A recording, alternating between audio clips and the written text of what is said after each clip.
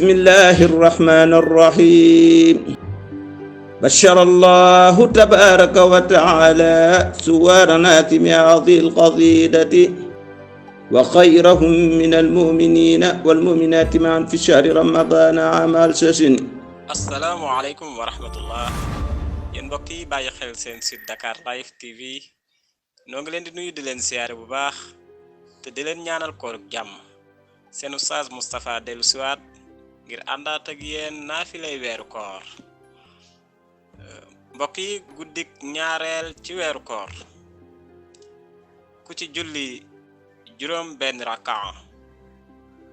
rakaa bu ci nekk nga jàng ci fatiha benn yoon, inna a'taynaakal kawsara fukki yoon, dees na ko jéggal bàkkaaram yépp bala moo jóge fam ko doon jullee, te dees na ko bindal tuyaabay junniy aj ak tuyaabay junniy umra. dees na ko bindal yoolub ku saraxe junniy dërëm, te it mel ne ku seeti junniy ñu wopp,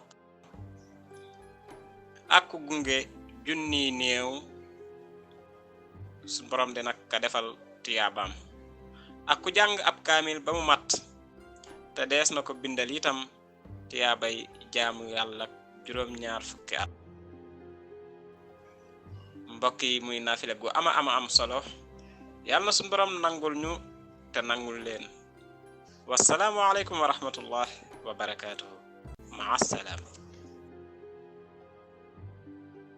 بسم الله الرحمن الرحيم بشر الله تبارك وتعالى سوارنا هذه القصيدة وخيرهم من المؤمنين والمؤمنات معا في شهر رمضان عام السسن.